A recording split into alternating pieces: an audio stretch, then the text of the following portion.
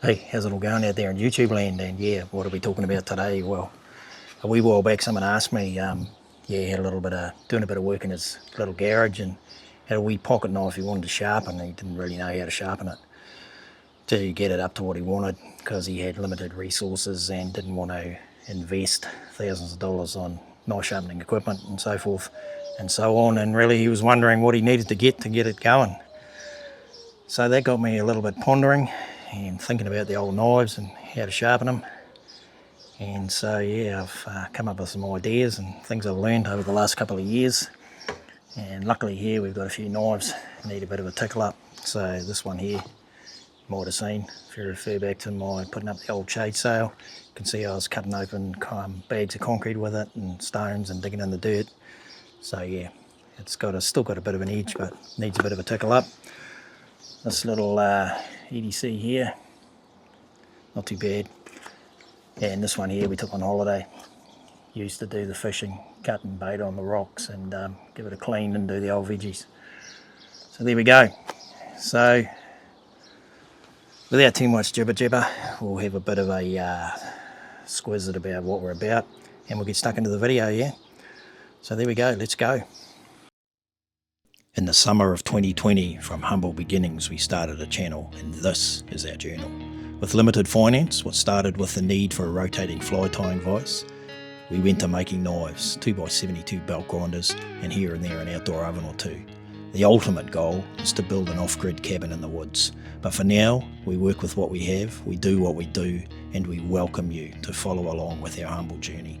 We can't guarantee what's coming around the corner or what's coming next, but we genuinely hope you can sit back and enjoy our journey as much as we are.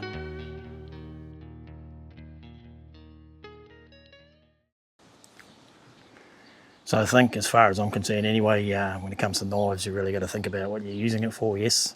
There's a lot of controversy and a lot of argument that I've had myself with other people. And I've said in the past that a blunt knife is a dangerous knife, and in some situations, yes it is. If, again, all my opinion, you can take it or leave it, don't care, but still, if you're working on in a freezing works, on a meat line or whatever, you're a butcher and you're a professional and you're using a knife every single day, then yeah, you need a razor sharp, scary sharp knife. As one person I know who used to do that sort of thing for a living said, if he was half an hour into a 3-hour shift and he hit a bone, he had a blunt knife for 2.5 hours, yeah, and it made his life really hard. But for the average person, if you've got a 7-year-old child in the kitchen cooking and you've got a scary sharp knife, then yeah, probably you don't need it that sharp. But anyway, I've toiled and toiled at this game, and a lot of it is just experience and practice, yep. So before we start, we'll have a look at what we're doing. You might note, if you look at any of my knife building videos, and I've got screeds of paper here, I don't do a lot of sharpening, yeah. 2 reasons for that. One is that this knife here, for example, used in the kitchen, which I made, you can see it's got a patina, it's had a lot of work, and it still gets a lot of work. It's not sharp at all. Let's try it on a piece of paper. Like a razor. And the reason it's not sharp is that the person who uses it the most is a little bit nervous of the old razor sharp knife. There's a lot more to a knife than the secondary bevel or the cutting edge here that does cut yourself. If I really tried, I could cut myself with that paper. Won't hold an edge, but all the rest of it. I could sharpen up mild steel enough to probably shave the hairs of my arm, but it wouldn't hold that edge. This here, I'll demonstrate, this here being a potato, cuts it, very little effort, cuts it, no worries at all. I'm hardly even pushing on that. But stuck there, and again, due to the geometry, it's releasing the food, except for that part. There you go. So as far as I'm concerned, that's perfectly functional. That's all you need. That's good enough. Again, will it cut paper? No, it won't cut paper. Oh, wait. Oh. So there you go. So that's that knife there. Get rid of that. If we're looking at the old, like we did before, 4-inch bushcraft, like I say, I've been digging it in the dirt, I've been cutting stuff, I've been cutting trees, whatever, concrete, stones, still won't cut. So there, we'll do this to start, and then we'll see how we can get it after we've had a little bit of a look at how we sharpen it. This one here, don't know about this one. Oh, yep.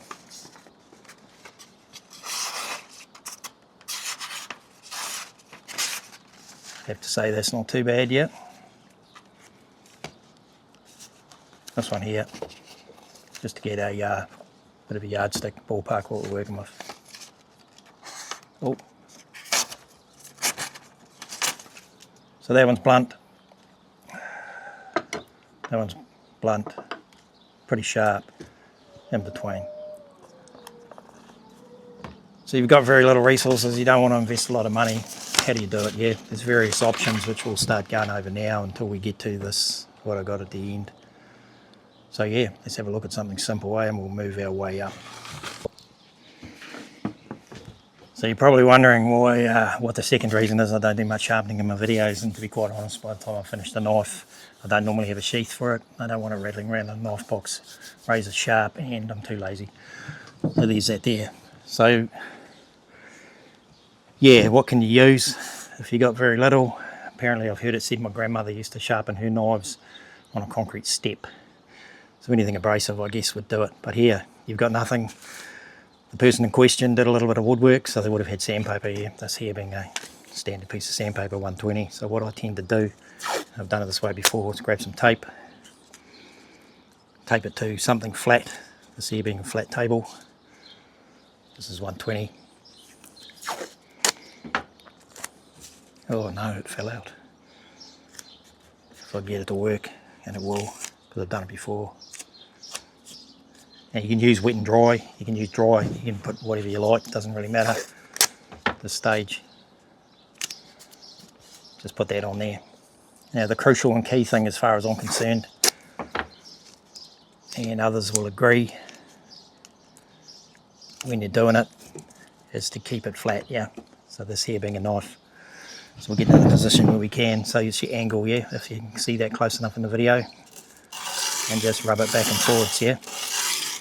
Maintaining the angle that way as best you can, and if you're not too confident, you can get a vivid and mark black on there and just do this.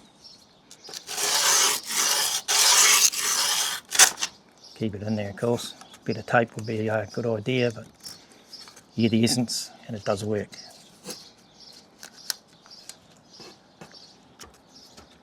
Nice.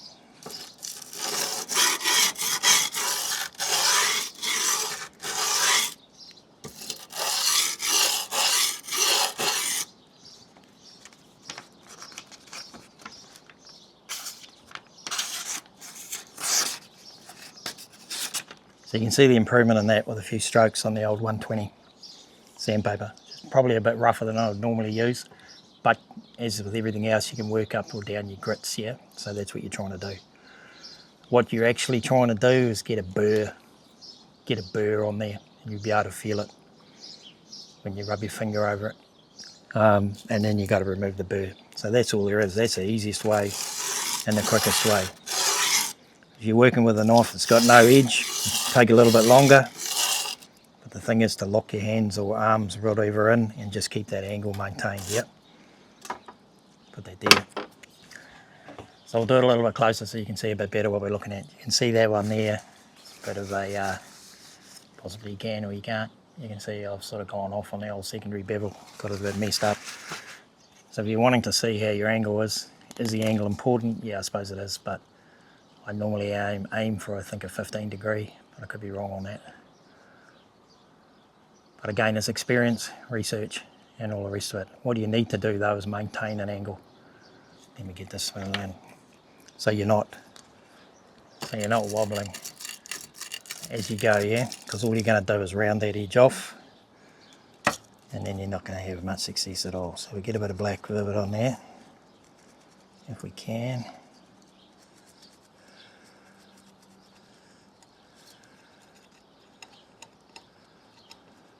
You can get angle guides that hold onto the back of it, which I may show you later, I may not. What I've found with them, especially on wet stones, is they wear at the stone pretty quick. We'll talk about that later if I can find the whetstones. You can see that's rough enough. We've got a black mark on there, down there. Yep. So now I've got it backwards now. So just keeping that angle there maintained.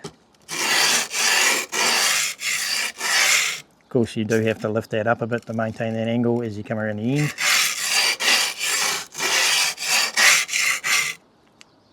And you can see possibly it's just taking that black off. So what that does, it just shows me where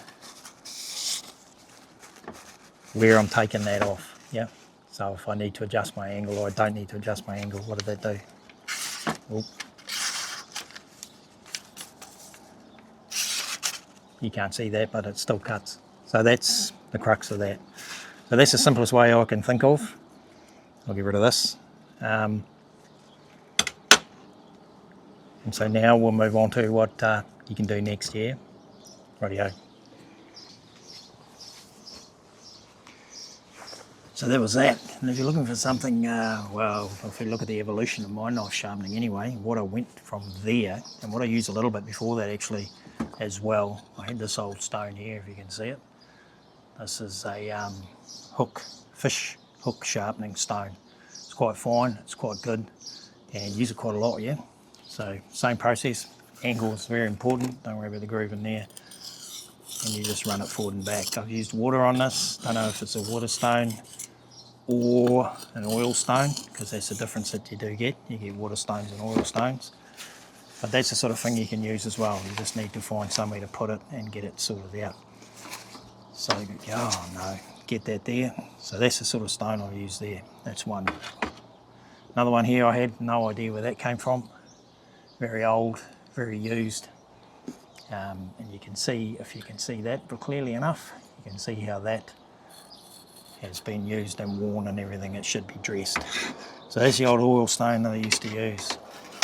Then I decided to go and I bought some water stones. Why? Because I didn't want to buy oil stones, because I didn't want to keep buying oil. Water falls out of the sky here, so it's not a big deal, not a problem. So I bought this stuff here on Temu, and actually it worked out pretty good. Don't know what that is there. It's got a pretty rough sort of a strop there. A board to hold it in, and this is what I was talking about before. And some, I don't know what that's for. So I put that down there. Board goes there. And with that came a series of water stones of various grits and grades. And that big black one there, which is a dressing stone. So we got 400,000, 8,000, 3,000. So some will put it in there. But one thing I will say about these stones, they work pretty good.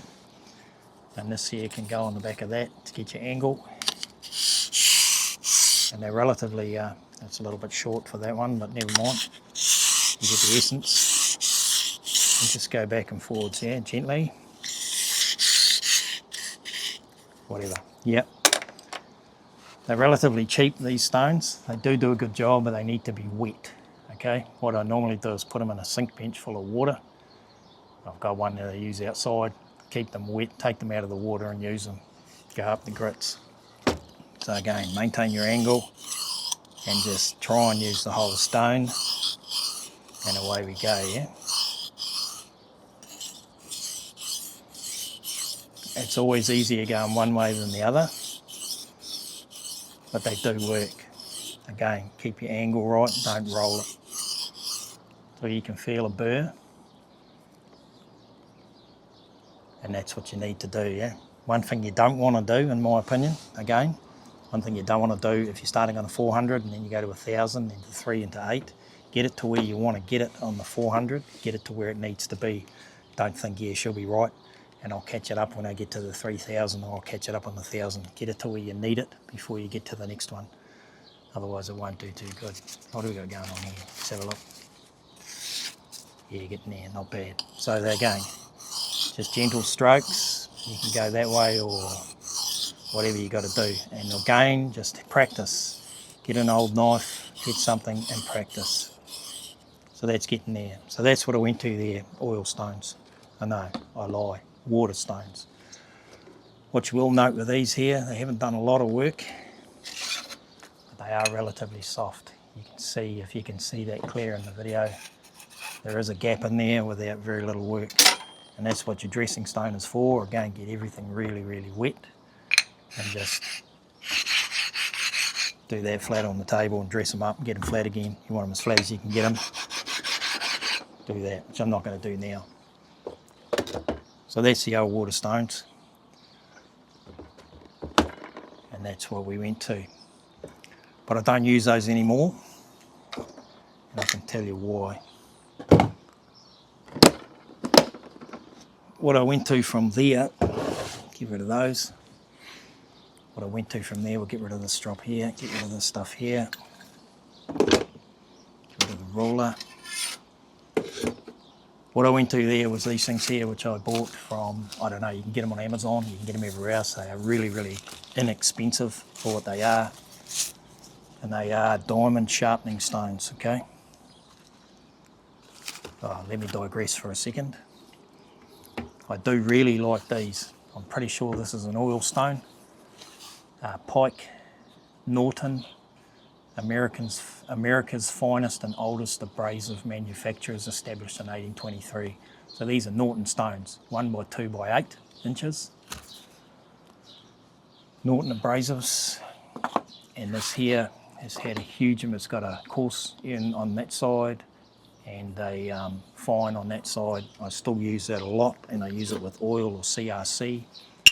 That has had years and years of use, and that's got about, if you can see that, it's got about the same curve in it as the cheap Timu ones have.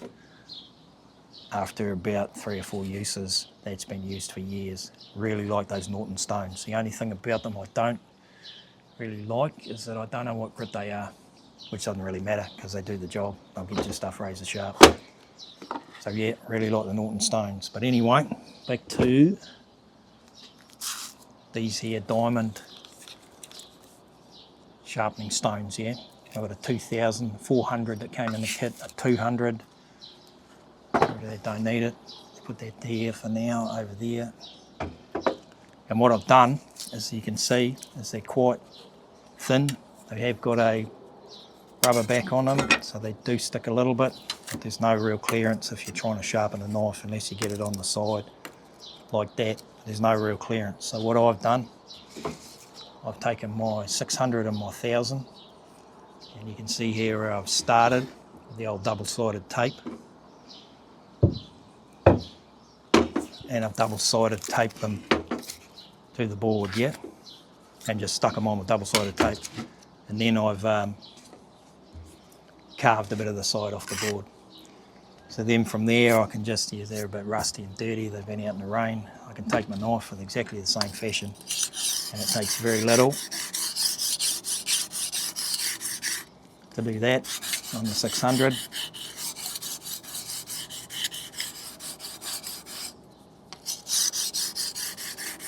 You can put your board anywhere. I've put it on bags of potting mix, I've put it on workbenches,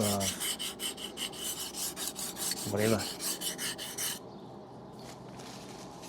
That's your 600, takes very little. Go to your 1000, whatever you want to do, move up your grits again.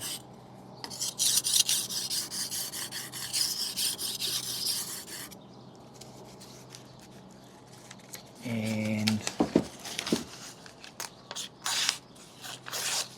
very little effort, and it's cutting pretty good for me. So let's go back to the old one here. Getting the screen.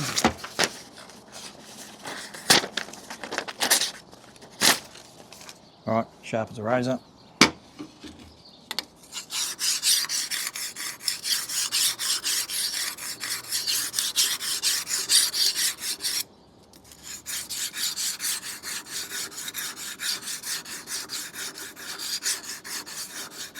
It's on the 600, we'll try it. Needs a bit more. We're doing this in real time.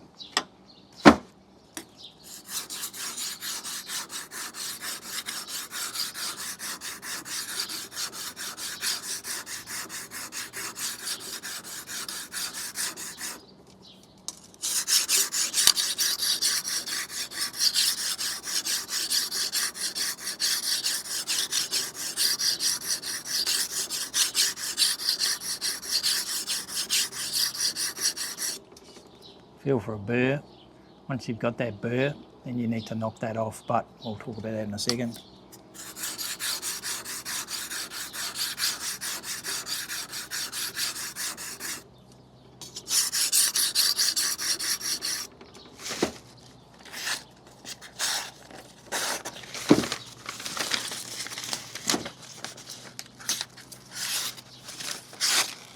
So that didn't take long at all from really blunt to cutting paper, yeah?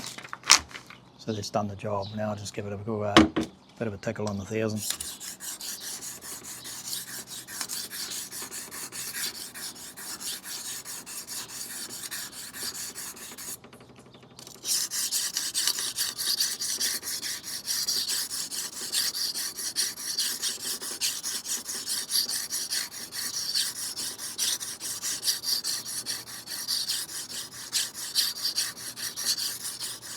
That'll do, donkey.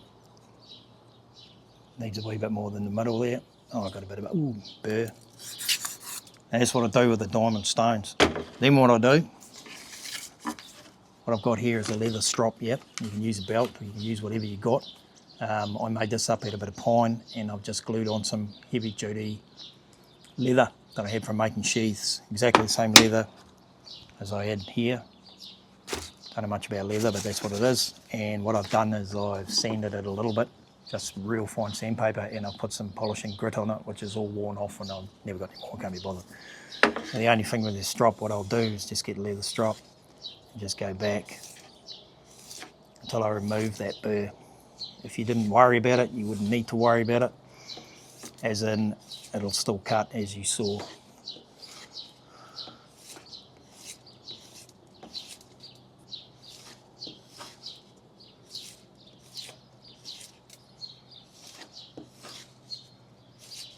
Should be feeling it too.